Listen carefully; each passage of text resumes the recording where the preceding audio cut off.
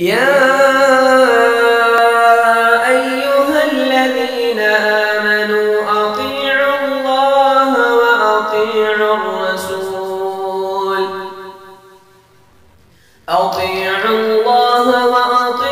الرسول وأولي الأمر منكم فإن تنازعتم في شيء فردوه إلى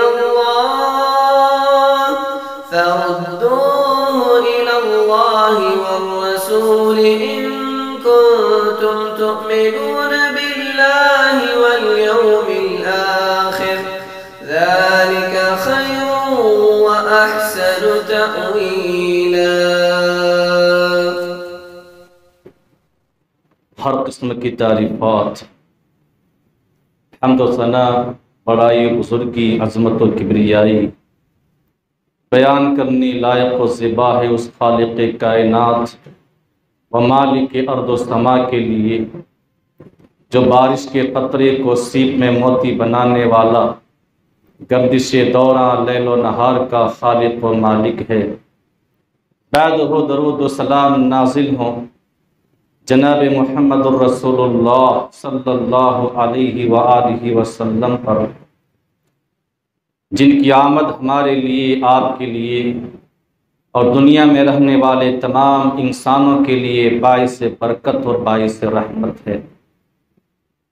حضرات، آج کی خطبہ جمعہ میں جس موضوع پر، جس ٹاپک پر گفتگو کرنے کی کوشش کروں گا وہ ہے دین میں استقامت کی اہمیت و ضرورت۔ استقامت کسے کہتے ہیں؟ استقامت کیا چیز ہے؟ اس کے بارے میں ہم اور آپ سب سے پہلے جان لیتے۔ استقامت کا لغوی اور شرعی معنی ہم سمجھ لیتے ہیں، اس کے بعد انشاءاللہ العزیز یکے بعد دیگرے اس کے تعلق سے باتیں آپ کے سماعتوں تک پہنچے گی انشاءاللہ۔ استقامت کی تعریف میں بہت سارے لوگوں نے بہت ساری باتیں کہی ہیں، لیکن لغوی معنی استقامت کا یہ ہے جم جانا، ڈٹ جانا، قائم رہنا، ٹھہر جانا اور ثابت قدم رہنا، یہ ہے لغوی معنی۔ لغت کی کتاب اٹھا کر دیکھیں گے، کھولیں گے اور استقامت کا معنی تلاشیں گے تو یہ سارے معنی آپ کو ملیں گے۔ شریعت میں استقامت کس کو کہتے ہیں اور اصطلاح شرع میں استقامت کا معنی کیا ہے، اس سلسلے میں مختلف علماء کرام کے مختلف اقوال۔ حضرت عبداللہ بن عباس رضی اللہ تعالی عنہما اور حضرت قتادہ رضی اللہ تعالی عنہ کا قول ہے، انہوں نے استقامت کا معنی بیان کیا، کہتے ہیں الاستقامہ ای استقاموا علی اداء فرائضہ۔ استقامت کہتے ہیں اللہ تبارک و تعالی نے جن فرائض کو کما حق ادا کرنے کا حکم فرمایا ہے، ان فرائض کو کما حق ادا کرنا، یہ ہے استقامت۔ اسی طرح قاضی عیاض رحمۃ اللہ علیہ استقامت کا معنی بیان کرتے ہیں، لکھتے ہیں الاستقامہ ای وحد اللہ تبارک و تعالی وآمنوا به ثم استقاموا فلم يحيدوا عن التوحید والتزموا طاعته سبحانه وتعالى الى ان توفوا على ذلك۔ شرح مسلم 9ویں جلد اول کے اندر یہ موجود ہے۔ کہتے ہیں استقامت کسے کہتے ہیں؟ کہتے ہیں استقامت یہ ہے وحد اللہ وآمنوا به، انہوں نے اللہ تبارک و تعالیٰ کی وحدانیت کا اقرار کیا اور پھر اس پر ایمان لایا، ثم استقاموا، پھر اس کے اوپر ڈٹ گئے، جم گئے، ثابت قدم رہے۔ فلم یحیدوا عن التوحید، اور توحید کا اقرار کر لینے کے بعد اس سے ہٹے نہیں۔ والتزموا طاعته سبحانہ وتعالی، اور اللہ تبارک و تعالیٰ کی اطاعت و فرما برداری اس وقت تک کرتے رہے، اللہ کی اطاعت کو لازم پکڑے رہے، الی ان توفوا علی ذلک، یہاں تک کہ اس کی موت واقع ہو جائے، یعنی آخری لمحے تک، آخری سانس تک، موت تک اللہ تبارک و تعالیٰ کے اوپر ایمان رکھنا، اسی کے اوپر جمے رہنا، توحید کا اقرار کرنا، اس پر ڈٹا رہنا، اللہ رب العالمین کی فرما برداری کرنا، طاعت شعاری کرنا اور اس کے اوپر ڈٹے رہنا، یہ ہے استقامت کا معنی۔ قاضی عیاض رحمت اللہ علیہ نے اس کا معنی یہ بیان کیا۔ حافظ ابن کثیر رحمت اللہ علیہ جو بہت چوٹی کے عالم دین مفسر قرآن، انہوں نے استقامت کا معنی بیان کیا ہے تفسیر ابن کثیر کے اندر، لکھا اخلص العمل للہ وعمل الطاعہ۔ ایک استقامت کا معنی یہ ہے کہ لوگ عمل کو اللہ تبارک و تعالیٰ کے لیے خالص انجام دیں، خالص پیور اللہ تبارک و تعالیٰ کے لیے اچھے اعمال کرے، یہ ہے استقامت۔ وَعَمِلُوا الطَّاعَةَ عَلَى مَا شَرَعَ اللَّهُ لَهُمْ، اور اللہ تبارک و تعالیٰ نے ان کے لیے شریعت کے اندر جن چیزوں کی اطاعت و فرما برداری کو لاگو کر دیا ہے، اطاعت و فرما برداری کا حکم دیا ہے، ان چیزوں کی اطاعت و فرما برداری کرنا، یہ ہے استقامت۔ امام قرطبی رحمت اللہ علیہ اپنی کتاب کے اندر لکھتے ہیں، کہتے ہیں استقامت کے معنی کے اندر یہ ساری کی ساری چیزیں داخل ہیں، یہ سب کے سب داخل ہیں، سب کے سب اس کے مشابہ ہیں، لیکن اس کا خلاصہ کیا ہے؟ لکھتے ہیں اس کا خلاصہ یہ ہے، اعتدلوا علی طاعت عقدا وقولا وعملا داموا علی ذلک۔ وہ اپنی کتاب کے اندر لکھتے ہیں، کہتے ہیں کہ استقامت کے معنی میں یہ ساری کی ساری چیزیں موجود ہیں، داخل ہیں، لیکن خلاصہ بالکل مختصر انداز میں استقامت کا اگر معنی کیا جائے تو وہ یہ ہے کہ اقوال، عقائد، اقوال اور اعمال، ان سب میں اللہ تبارک و تعالیٰ کی حکم پر قائم رہنا، جم جانا، اللہ کے دین پر قائم رہنا، یہاں تک کہ برابر اسی کے اوپر قائم رہنا، موت تک اسی کے اوپر قائم رہنا، یہ ہے استقامت۔ تو استقامت کی لغوی اور اصطلاحی تعریف آپ لوگوں کے سامنے آ چکی۔ استقامت کی لغوی اور اصطلاحی تعریف ہی سے پتہ چل جاتا ہے کہ استقامت ہے کیا چیز۔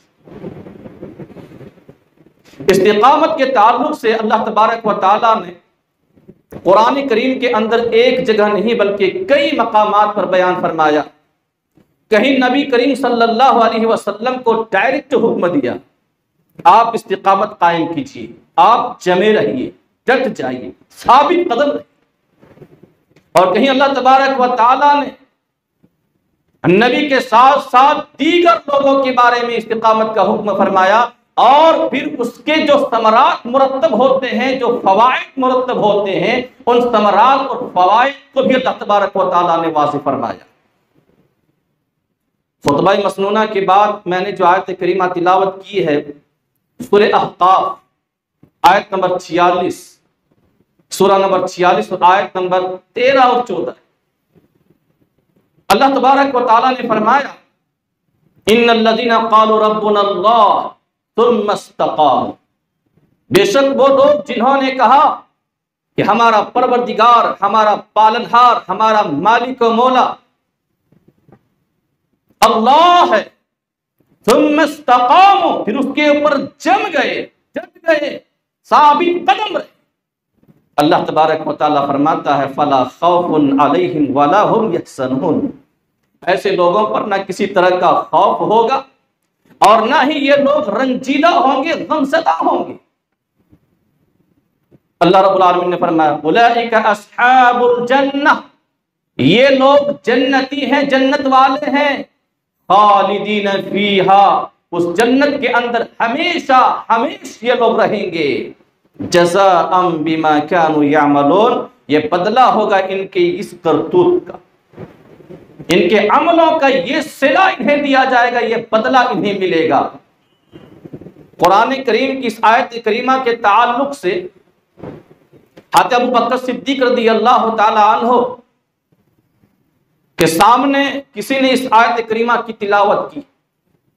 ابو بکر صدیق رضی اللہ تعالی عنہ نے کہا کہ اس آیت کریمہ سے مراد وہ کلمہ ہے جس کو آدمی پڑھ لینے کے بعد پھر کسی اور کی طرف تاک جھانک نہ کرے۔ یہ وہ لوگ مراد ہیں جنہوں نے اس کلمہ کو پڑھ لینے کے بعد یعنی لا الہ الا اللہ کا اقرار کر لینے کے بعد پھر کسی اور کی طرف التفات نہ کرے، تاک جھانک نہ کرے، یعنی ایمان لے آنے کے بعد پھر شرک کا ارتکاب نہ کرے۔ اس آیت کریمہ سے مراد وہ لوگ ہیں۔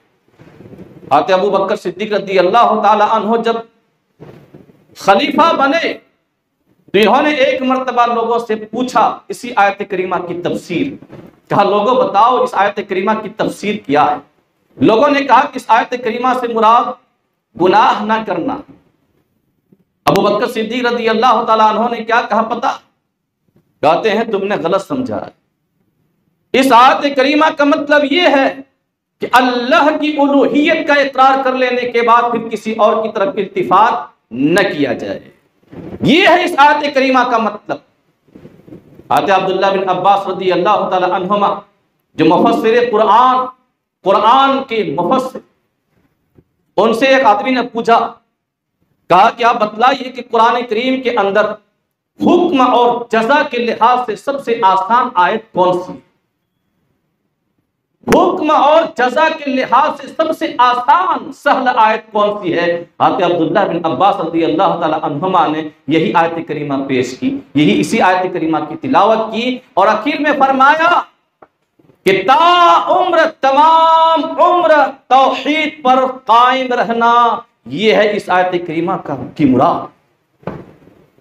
حضرت عمر فاروق رضی اللہ تعالی عنہ منبر پر چڑھے اور منبر پر چڑھنے کے بعد لوگوں کے سامنے اس آیت کریمہ کی تلاوت کی اور کہنے لگے کہ لوگوں یاد رکھو اس آیت کریمہ کا مطلب یہ ہے کہ آدمی اللہ تبارک و تعالیٰ کی اطاعت و فرما برداری کرتا رہے اور اللہ کے اوپر ایمان لانے کے بعد توحید کا اقرار کرنے کے بعد وہ ادھر ادھر تاک جھانک نہ کرے، لومڑی کی چال نہ چلے۔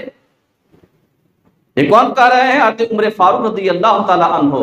لومڑی کی چال نہ چلے، ادھر ادھر نہ بھٹکے۔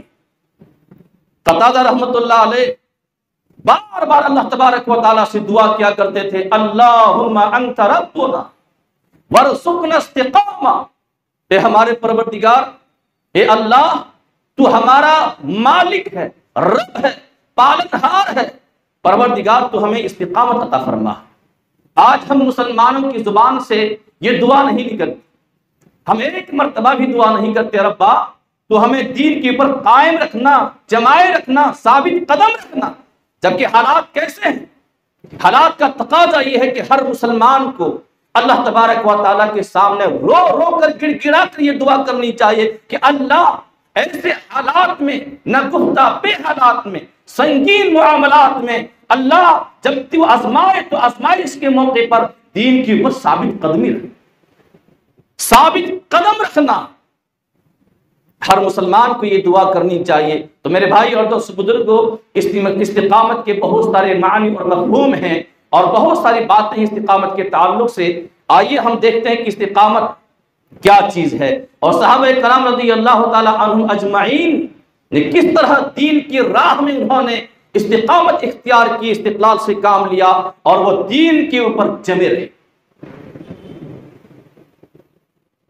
ایک صحابی ہیں حضرت سفیان بن عبداللہ الثقفی رضی اللہ تعالیٰ عنہ، وہ نبی کریم صلی اللہ علیہ وسلم کے پاس آتے اور آنے کے بعد پوچھتے ہیں، حدیث کے اندر آتا ہے، کہتے ہیں اللہ کے رسول قل لی فی الاسلام قولا لا اسأل احد غیرک، اللہ کے رسول میں آپ سے ایک ایسی بات پوچھتا ہوں، ایسی بات کے بارے میں سوال کرتا ہوں کہ اس کے بعد پھر میں کسی اور سے نہ پوچھوں، کسی اور سے سوال کرنے کی مجھے ضرورت نہ پڑے، آپ مجھے ایسی بات بتلا دیجیے۔ نبی کائنات علیہ الصلوۃ والتسلیم نے فرمایا، کیا فرمایا؟ کہو قل آمنت باللہ ثم استقم، کہو کہ میں نے ایمان لایا اللہ پر اور پھر اسی کے اوپر جم جاؤ، ڈٹ جاؤ اسی کے اوپر۔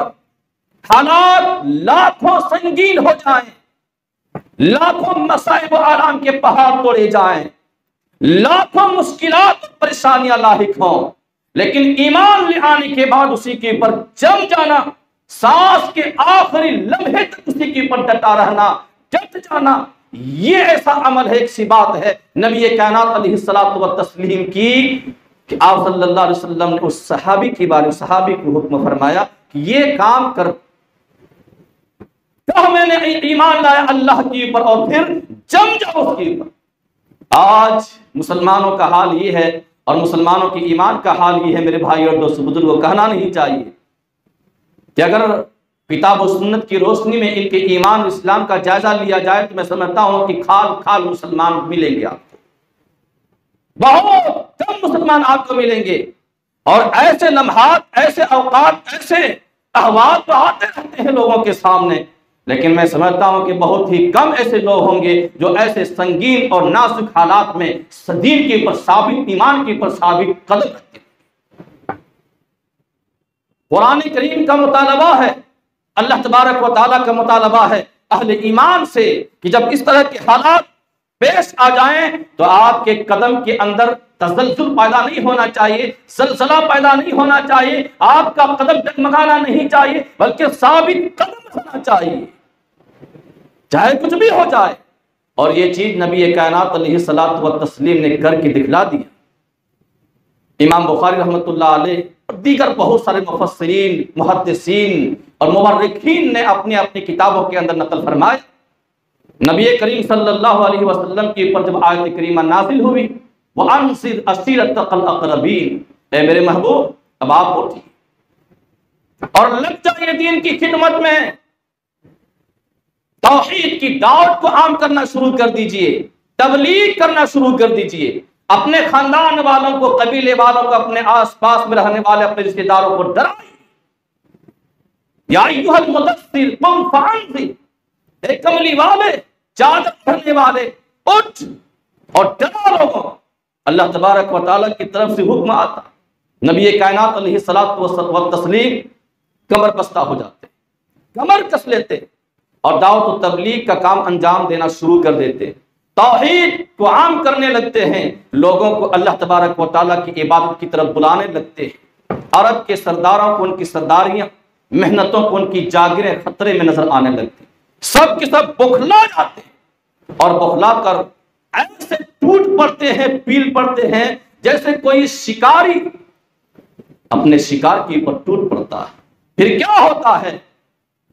ظلم و ستم کی انتہا کر دی جاتی، چنانچہ تاریخ گواہ ہے، تاریخ شاہد ہے کہ نبی کائنات علیہ الصلوۃ والسلام کو ایذا پہنچانے میں، تکلیف پہنچانے میں، دکھ دینے میں کوئی بھی پیچھے نہیں رہا، کسی نے بھی کوئی کسر نہیں چھوڑی، غیروں نے بھی آپ کو مارا، اپنوں نے بھی آپ کو مارا، دشمنوں نے بھی آپ کو مارا، خاندان والوں نے بھی آپ کو مارا، چھوٹے اور بڑے بوڑھوں نے بھی آپ کو مارا، مردوں نے بھی آپ کو مارا، اور یہ آسمان و زمین گواہ ہے، تاریخ شاہد ہے کہ نبی کائنات علیہ الصلوۃ والسلام کو ستانے میں، تکلیف دینے میں عورتیں بھی پیچھے نہیں رہی، عورتوں نے بھی کوئی کسرت نہیں چھوڑی، عورتیں جنگلوں میں جاتی، کانٹے لاتی اور نبی کریم صلی اللہ علیہ وسلم کے راہ میں بچھا دیا کرتی تاکہ نبی کریم صلی اللہ علیہ وسلم نکلیں گے، کانٹوں پر قدم پڑے گا، آپ کے پائے اقدس زخمی ہو جائے، خون نکل آئے گا، تکلیف دینے کے لیے عورتیں بھی پیچھے نہیں رہیں۔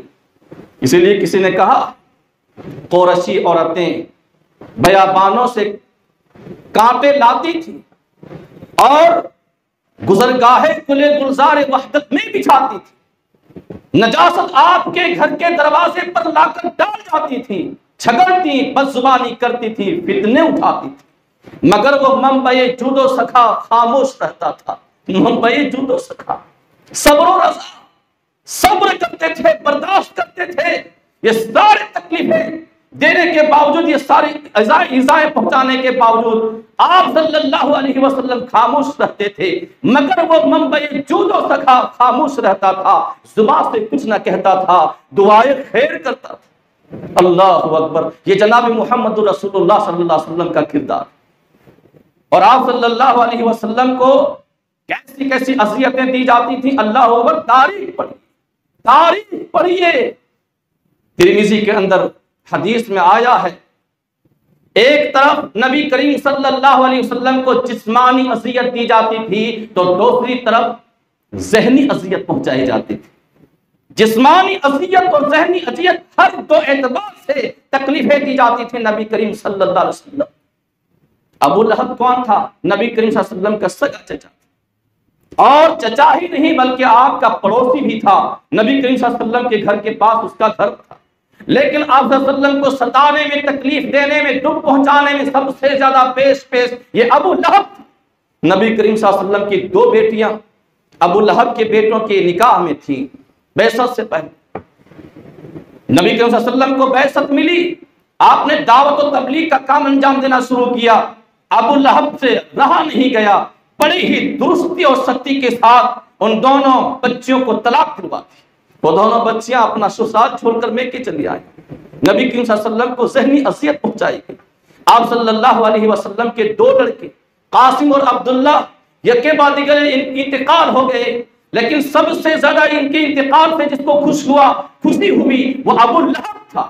ابو لہب بڑا خوش ہوا، اور خوش ہونے کے بعد یہ اپنے رفقا میں جاتا اور انہیں خوشخبری سناتا اور کہتا، دیکھ محمد پہ نام و نشان ہو گئے، اللہ تبارک و تعالیٰ سے رہا نہیں گیا، میرے محبوب کے بارے میں اس طرح کی باتیں کر رہا ہے، یہ دشمن، یہ ظالم۔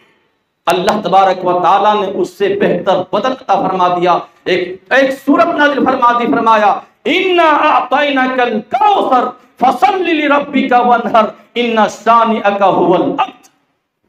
یہ لوگ آپ کو ابتر بول رہے ہیں نا، بے نام و نشان کہہ رہے ہیں نا، یہ خود ابتر ہیں، لے ہم نے دے دیا، اِنَّ أَعْطَيْنَاكَ الْكَوْثَرَ، بے شک ہم نے آپ کو خیر کثیر سے نواز دیا، حوض کوثر عطا فرما دیا، فَصَلِّ لِرَبِّكَ وَانْحَرْ، تو آپ اپنے رب کے لیے نماز پڑھو، قربانی کر، اِنَّ شَانِئَكَ هُوَ الْأَبْتَرُ، یقیناً آپ کے دشمن بے نام و نشان۔ رب کائنات نے دلاسا دلایا، ہمت دلائی نبی کائنات علیہ السلام کو۔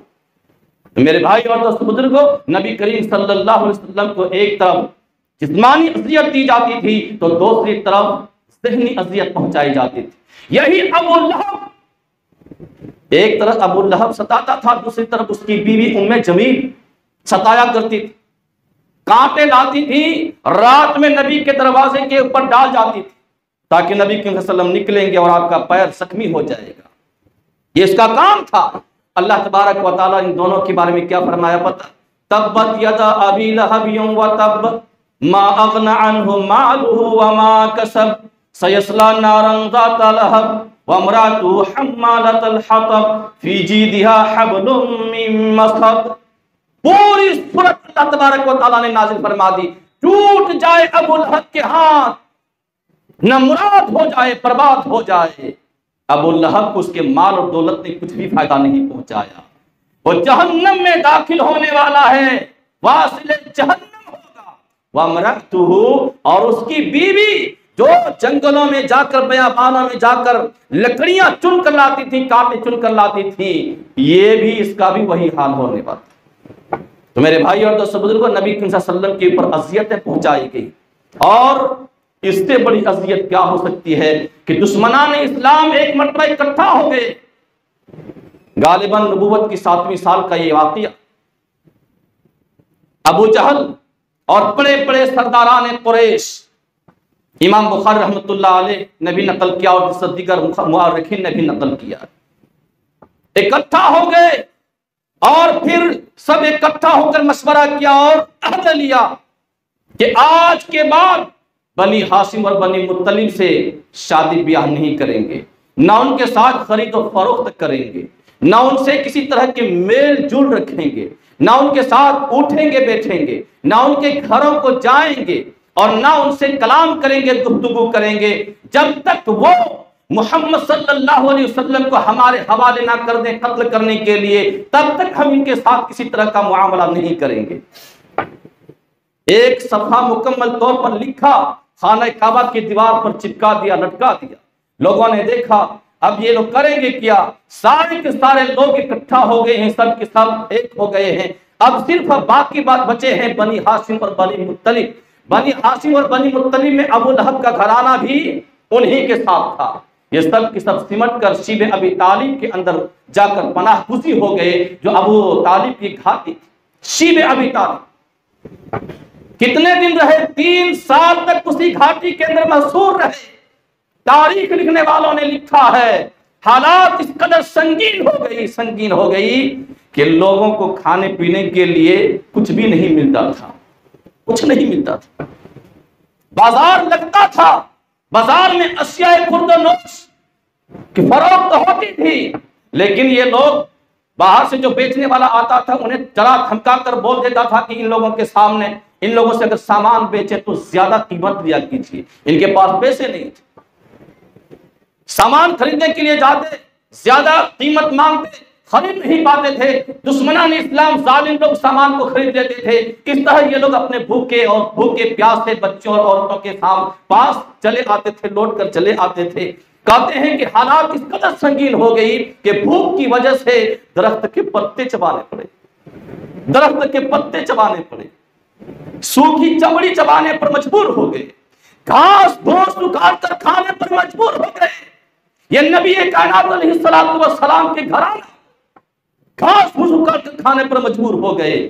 ارے بچیوں اور عورتوں کے بھوک کی وجہ سے چیخنے کی آوازیں باہر گھاٹیوں تک سنائی دیتی تھیں، لیکن ان کے اندر ایک چیز باقی تھی۔ کہنے والے نے کیا خود کہا ہے، نبی کی حکم کی تعمیل کرنا اور چپ رہنا، غضب کو ضبط کرنا، قہر اپنی جان پر سہنا، اور بھوکی بچیوں کا روٹ کر پھر اور من جانا، خدا کا نام سن کر صبر کی تصویر بن جانا، تڑپنا بھوک سے کچھ روز، آخر جان کھو دینا، وہ ماں کا فلک کو دیکھنا، آخر چپ چاپ رو دینا۔ گزارے 3 سال اس رنگ سے ایمان والوں نے دکھا دی شان استقلال اپنی شان والوں۔ 3 سال کا عرصہ انہوں نے گزارا اسی رنگ سے۔ میرے بھائی اور دوست بزرگوں، ذرا ہم اپنا جائزہ لیں، مسلمان اپنا جائزہ لیں۔ کیا ہم مسلمانوں کے پاس اب تک اس طرح کے حالات آئے ہیں؟ ایسی مصیبت اور پریشانی سے ہم دوچار ہوئے ہیں؟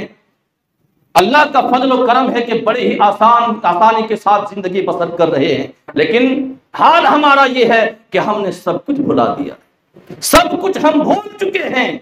اللہ تبارک و تعالیٰ کا ذکر فکر بھول چکے ہیں، اللہ کے فرائض کی پابندی نہیں رہی، سنن و نوافل کی پابندی نہیں رہی، اللہ کے قوانین کی پاسداری نہیں رہی، کتاب و سنت کی اتباع اور پیروی نہیں، بھول گئے ہم مسلمان۔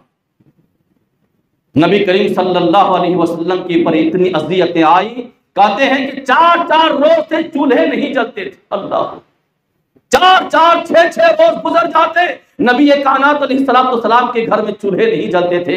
اگر کبھی چولہا جل گیا اور کھانا پکانے کے لیے ہاتھی چولہے کے اوپر رکھی گئی تو یہ دشمنان اسلام، یہ ظالم لوگ بکری کی بچہ دانی کو اس طرح پھینکتا کہ سیدھے جا کر ہانڈی میں گرتی اور پورا کھانا خراب ہو جاتا، پورا کھانا خراب ہو جاتا، کھانے کے قابل نہیں رہتا۔ اس طرح لوگوں نے ستایا۔ آپ صلی اللہ علیہ وسلم، عبداللہ بن مسعود رضی اللہ تعالیٰ عنہما کہتے ہیں، صحیح بخاری کے اندر موجود ہے واقعہ، آپ صلی اللہ علیہ وسلم بیت اللہ کے پاس نماز پڑھنے کے لیے کھڑے ہوئے، ابو جہل اور اس کے ساتھی وہاں موجود تھے، ایک دوسرے سے بات کرنے لگے۔ بعض نے بعض سے کہا کہ کون ہے جو جائے اور فلاں اونٹ کی اوجھڑی اٹھا کر لائے اور جب محمد صلی اللہ علیہ وسلم سجدے میں جائیں تو ان کے کاندھے کے اوپر رکھ دے۔ قوم کا سب سے بدترین آدمی عقبہ بن ابی معیط اٹھا گیا، اونٹ کی اوجھڑی کو لایا، اور جب نبی کائنات علیہ السلام سجدے میں گئے تو ان کے دونوں کاندھے کے درمیان رکھ دیے اور پھر ہنسنا شروع کر دیے، تھپکا مار کر ہنسنے لگے، ایسے ہنسے کہ ایک دوسرے کے اوپر گرنے لگے، لوٹ پوٹ ہونے لگے۔ یہ دشمنان اسلام تھے، یہ ظالم تھے۔ نبی کریم صلی اللہ علیہ وسلم بدستور اسی طرح اسی حال میں رہے، سجدے کی حالت میں رہے۔ حضرت فاطمہ رضی اللہ تعالی عنہا کی آمد ہوتی، وہ آتی ہیں، اونٹ کی اوجڑی کو نکال کر پھینکتی ہیں، تب نبی کریم صلی اللہ علیہ وسلم اپنے سر مبارک کو سجدے سے اٹھاتے۔ یہ آپ صلی اللہ علیہ وسلم کے ساتھ دشمنان اسلام نے کیا ہے، یہ آپ کس طرح اذیت دی ہے، تکلیف دی ہے میرے بھائی اور دوست بزرگوں۔ اور تاریخ ہمیں بتلاتی ہے کہ یہ معاملہ صرف نبی کریم صلی اللہ علیہ وسلم کے ساتھ ہی نہیں رہا، بلکہ آپ صلی اللہ علیہ وسلم کے اوپر ایمان لانے والے ایمانداروں اور آپ کے جانثاروں کے اوپر بھی یہ لوگ مظالم ڈھاتے تھے، ظلم و ستم کے پہاڑ توڑتے تھے، اور ان کے اوپر جو مظالم ڈھائے جاتے تھے، اللہ اکبر، تاریخ پڑھیں گے تو آپ کے رونگٹے کھڑے ہو جائیں۔ اتنا بھیانک مظالم ڈھاتے تھے، اتنا بھیانک ظلم کرتے تھے کہ اچھا سے اچھا دل والا آدمی، مضبوط سے مضبوط کلیجہ رکھنے والا آدمی کا دل بھی ہل جاتا۔ ایسے ایسے مظالم ڈھائے جاتے تھے میرے بھائی اور دوست بزرگوں، مگر پھر بھی یہ لوگ دین سے ایک انچ بھی نہیں ہٹے، دین میں ثابت قدم رہے۔ انہوں نے بتلا دیا، آنے والے لوگوں کو بتلا دیا کہ جب اس طرح کی مواقع درپیش ہوں تو میری تاریخ کو کھول کر پڑھ لینا، اور ہم لوگوں کی جو تاریخ ہے اس تاریخ کو دہرا لینا، اور ایمان سے ایک انچ بھی قدم ادھر ادھر نہیں ہٹانا جب اس طرح کے مواقع آ جائیں۔ صحابہ کرام رضی اللہ تعالی عنہم کو کیسے ستایا جاتا، اللہ اکبر۔ امام مسلم رحمۃ اللہ علیہ نے نقل فرمایا، کاتب عثمان رضی اللہ تعالی عنہ نے ایمان لائے، اسلام قبول کیا، چچا کو پتا چلا، کھجور کی چٹائیوں میں لپیٹ دیا اور نیچے سے دھواں دینا شروع کر دیا تاکہ گھٹ گھٹ کر مر جائے، دھوئیں سے گھٹ گھٹ کر مر جائے۔ حضرت صہیب مصعب بن عمر رضی اللہ تعالیٰ عنہ کے بارے میں آتا، یہ بڑے ناز و نعم میں پڑھے ہوئے تھے، اسلام قبول کیا، ماں کو پتا چلا، دانا پانی بند کر دیا، کھانا پانی بند کر دیا، اور پھر گھر سے باہر نکال دیا، حالات کی شدت سے دوچار ہوئے، کھال جسم کی یہ چمڑی جو ہے نا ایسے نکلنے لگی جیسے سانپ کچلی چھوڑتا، جسم کی چمڑی کھال نکلنے لگی۔ بڑے ناز و نعم میں پلے ہوئے تھے، ایسا عطر اور خوشبو استعمال کرتے تھے کہ جس گلی سے گزرتے وہ گلی دیر تک مہکتی رہتی تھی، ایسا نوجوان تھا۔ نبی کریم صلی اللہ علیہ وسلم اس کو دیکھ کر کہا کرتے تھے، دیکھ مصعب بن عمیر کیا آدمی ہے مصعب بن عمیر۔ لیکن اسلام لانے کے بعد ایسی تکلیف ہوئی کہ کھال اتر گئی جسم کی۔ بہت بلال رضی اللہ تعالیٰ عنہ کے بارے میں سنتے رہتے، امیہ بن خلف کے غلام تھے، لیکن ان کے اوپر جو ظلم و ستم ڈھایا جاتا تھا، اللہ اکبر، ننگی پیٹ کر کے گرما کے مہینے میں چلچلاتی دھوپ میں جا کر زمین کے اوپر پتھریلی زمین کے اوپر لٹا دیا جاتا تھا، اور وزن بھاری بھرکم پتھر ان کے سینے کے اوپر رکھ دیا جاتا تھا، اور کہتا تھا، پوچھتا تھا کہ اب بتاؤ، اگر تم ابھی بھی ایمان سے پھر جاتے ہو، محمد کے دن کو ٹھکرا دیتے ہو تو جان بخشی ہو جائے گی۔ لیکن ایسے موقع پر بھی بلال رضی اللہ تعالیٰ عنہ کی زبان سے نکلتا، احد احد، اللہ ایک ہے، اللہ ایک ہے۔ یہ دین میں ثابت قدمی تھی میرے بھائی اور دوست بزرگوں، دین میں استقامت۔ اس طرح کی اذیتیں ہمیں پہنچائی گئی، اس طرح کے حالات ہمارے سامنے آئے، پھر بھی آج ہمارا حال یہ ہے کہ دین کی ایک بھی فرض کو نبھانا ہمارے لیے مشکل ہو جاتا۔ بہت ساری باتیں ہیں۔ افلاح رضی اللہ تعالیٰ عنہ کے بارے میں آتا ہے کہ اس کا جو مالک تھا، ان کے سر کے بال نوچا کرتے، سر کے بال بے دردی سے نوچا کرتے تھے۔ اور حضرت عمار بن یاسر رضی اللہ تعالیٰ عنہ کے بارے میں آتا ہے، تاریخ ابن ہشام اٹھا کر دیکھ لیجیے، باپ بھی مسلمان، بیٹا بھی مسلمان، ماں بھی مسلمان، پورے گھرانہ مسلمان، باپ بیٹے ماں نے اسلام قبول کر لیا۔ ابو جہل اور قوم کے سرداروں کو پتا چلا، اس قدر اذیت دے رہے تھے، اس قدر تکلیفیں پہنچائی گئی، کھوٹے سے کھمبے سے باندھ دیا جاتا اور پھر بے دردی سے پیٹا جاتا تھا، چلچلاتی دھوپ میں بندھا ہوا چھوڑ دیا جاتا تھا۔ باپ سے رہا نہیں گیا، اس ظلم اور بربریت کو برداشت نہیں کر سکے، دنیا سے وہ گزر گئے۔ ماں کے ساتھ ابو جہل نے جو رویہ اختیار کیا، تاریخ کے صفحات ہمیں بتلاتے ہیں میرے بھائی اور دوستو بزرگوں، یہی ابو جہل ہے۔ ان کی ماں سمیہ رضی اللہ تعالی عنہا کے اندام نہانی میں برچھا مارا، نیزہ مارا، جسم کے 2 ٹکڑے ہو گئے، 2 حصے میں بٹ گئے، یہ جسم 2 حصے میں بٹ گئے، اور پھر سمیہ رضی اللہ تعالی عنہا اس دنیا سے گزر گئی، شہید ہو گئی۔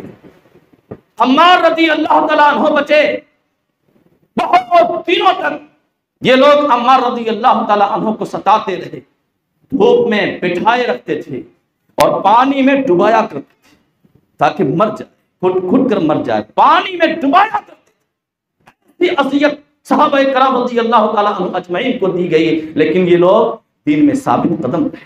اللہ تبارک و تعالیٰ نے نبی کائنات علیہ السلام کو فرمایا تھا وَاسْتَقِمْ كَمَا أُمِرْتَ وَاسْتَقِمْ كَمَا أُمِرْتَ وَمَنْ تَابَ مَعَكَ وَلَا تَطْغَوْا إِنَّهُ بِمَا كَانُوا يَعْمَلُونَ۔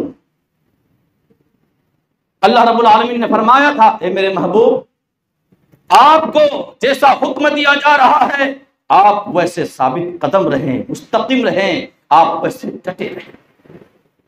فَلِذَلِكَ فَادْعُ وَاسْتَقِمْ كَمَا أُمِرْتَ، اے میرے محبوب آپ دین پر ثابت قدم رہیں، اپنا کام کرتے جائیں، تبلیغ کا کام انجام دیتے جائیں، ثابت قدم رہیں۔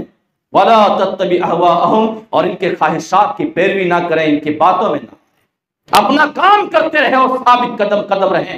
نبی کریم صلی اللہ علیہ وسلم کو حکم ہوتا ہے۔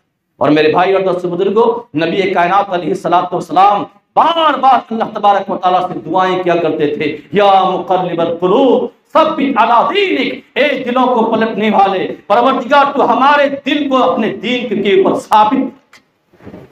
یہ دعائیں کیا کرتے تھے، کثرت سے دعائیں کیا کرتے تھے۔ ایسی اذیتیں پہنچائی گئی ہیں، تاریخ کے صفحات میں بتلاتے ہیں، بہت سارے واقعات ہیں میرے بھائی اور دوستو بزرگوں۔ استقامت کیا چیز ہے آپ لوگوں نے جان لیا، ہم سمجھنے کے سمجھ میں آ گئی ہو کہ استقامت کیا چیز ہے، لیکن ایک بات اور آپ یاد رکھیے کہ صرف کسی ایک چیز کے اوپر ڈٹ جانے کا نام استقامت نہیں ہے، بلکہ استقامت قلبی بھی ہے، استقامت قولی بھی ہے، اور استقامت عملی بھی ہے۔ استقامت قلب سے مراد یہ ہے کہ آدمی دل کے گہرائی سے پورے یقین کے ساتھ اللہ کے اوپر ایمان لے آئے اور اسی کے اوپر جم جائے، چاہے اس کی گردن پر تلواریں چلا دی جائیں کوئی پرواہ نہیں، اسی کے اوپر جمع رہے آخری سانس تک۔ یہ ہے استقامت قلب، اور استقامت قلب کے ساتھ ساتھ استقامت قول اور عمل کا بھی لحاظ رکھا جائے۔ آج مسلمانوں کے پاس یہ کہاں ہے؟ استقامت قول، ایک بات اگر کہہ دی تو اس کے اوپر ڈٹ جائے، لیکن ہوتا یہاں یہ ہے کہ ایک بات کہہ دی پھر بھول جاتا ہے، آدمی پھر دکھائی نہیں دیتا، 1 روز 2 روز 4 روز گزر کے دکھائی نہیں دیتا۔ یہ استقامت نہیں ہے میرے بھائی اور دوستو، یہ منافقت ہے۔ قرآن نے کیا کہا؟ یا ایھا الذین آمنوا لما تقولون ما لا تفعلون، اے ایمان والو تم ایسی بات کیوں کرتے ہو جو تم کرتے نہیں۔ ایمان والوں کو مخاطب کر کے اللہ فرما رہا ہے ایسی بات کیوں کہتے ہو جو کرتے نہیں، جو کہو وہ کرو، اگر کر نہیں سکتے تو مت کرو۔ قول اور فعل میں اہل ایمان کے یہاں تضاد نہیں ہونا چاہیے۔ قول اور فعل میں اگر تضاد آ گیا تو سمجھ لیجئے وہ منافق ہے، اس کے اندر نفاق کی صفت آ گئی۔ اس چیز کی ہمیں سخت ضرورت ہے میرے بھائی اور دوستو بزرگو، یہاں ہمیں استقامت برتنا۔ اور استقامت کے تعلق سے اللہ تبارک و تعالیٰ نے کیا فرمایا؟ حامیم، سجدہ اٹھا کر دیکھ لیجئے 30، 31، 32 نمبر کی آیت۔ اللہ رب العالمین نے فرمایا ان الذين قالوا ربنا الله ثم استقاموا تتنزل عليهم الملائكه الا تخافوا ولا تحزنوا وابشروا بالجنه التي كنتم توعدون۔ اللہ رب العالمین نے فرمایا بے شک وہ لوگ جنہوں نے کہا ہمارا مالک و مولا، ہمارا پالنہار اللہ ہے، پھر اسی کے اوپر جم گیا، ٹٹ گیا، ہوتا کیا ہے؟ تتنزل علیہم الملائکہ، فرشتے ان کے اوپر نازل ہوتے، کہتے ہیں اللہ تخافوا، ڈرنے کی ضرورت نہیں ہے، ولا تحزنوا، غم کرنے کی ضرورت نہیں ہے، وابشروا بالجنۃ التی کنتم توعدون، تمہیں اس جنت کی بشارت ہو، خوشخبری ہو جس کا اللہ نے تم سے وعدہ کیا ہے۔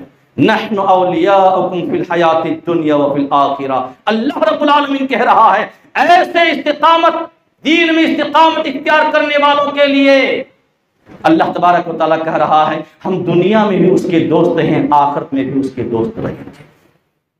دنیا میں بھی ہم اس کے دوست ہیں، آخرت میں بھی اس کے دوست رہیں گے، یہ اللہ رب العالمین فرما رہا۔ اور آخرت میں جو بھی چاہے گا اسے ملے گا، اور اللہ تبارک و تعالیٰ کی طرف سے مہمانی کے طور پر بہت کچھ عطا فرمایا جائے گا۔ تو استقامت کی ضرورت ہے آج کی اس ناگفتہ بے حالات میں، سخت ضرورت ہے استقامت کی میرے بھائی اور دوستو بزرگوں، جبکہ جگہ جگہ واقعات، طرح طرح کے واقعات رونما ہو رہے ہیں۔ ایسے ماحول میں استقامت کی ضرورت ہے۔ اپنے دل کو مضبوط کیجئے، ایمان کو مضبوط کیجئے، اور عمل کو مضبوط کیجئے، پختہ کیجئے، اللہ تبارک و تعالیٰ کے فرامین پر عمل پیرا ہو جائیے، نبی کریم صلی اللہ علیہ وسلم کے فرمودات پر عمل پیرا ہو جائیے، اپنے دل کے اندر اللہ رب العالمین کے ایمان کو مستحکم کیجئے، پختہ کیجئے، انشاءاللہ اللہ تبارک و تعالیٰ کی مدد آپ کے لیے اترے گی آسمان سے۔ وَلِلَّهِ الْعِزَّةُ وَلِرَسُولِهِ وَلِلْمُؤْمِنِينَ وَلَكِنَّ الْمُنَافِقِينَ لَا يَعْلَمُونَ۔ اللہ تبارک و تعالیٰ نے فرمایا عزت اللہ کے لیے، عزت اس کے رسول کے لیے، اور عزت مومنوں کے لیے۔ ایمان کی شرط اللہ رب العالمین نے لگا دی، ایمان ہے تو عزت ہے، اگر ایمان نہیں ہے تو عزت بھی نہیں، ذلت اور خاری ہے۔ اللہ تبارک و تعالیٰ سے دعا کیجیے بار الہ ہم سب کے دلوں کے اندر استقامت پیدا فرما دے، اللہ ہم سب کو ایمان پر مضبوطی اور مستحکم فرما دے، اللہ ہم سب کو ایمان پر تادم زست قائم رہنے کی توفیق عطا فرما۔ پروردگار عالم ہم سب کو کتاب و سنت کا شیدا اور فیدا بنا دے۔ اللہ تو جب تک ہمیں زندہ رکھ، ایمان پر زندہ رکھ، جب تو موت دے الہی ایمان کی حالت پر موت دے۔ آمین۔ وآخر دعوانا الحمدللہ رب العالمین وصلی اللہ۔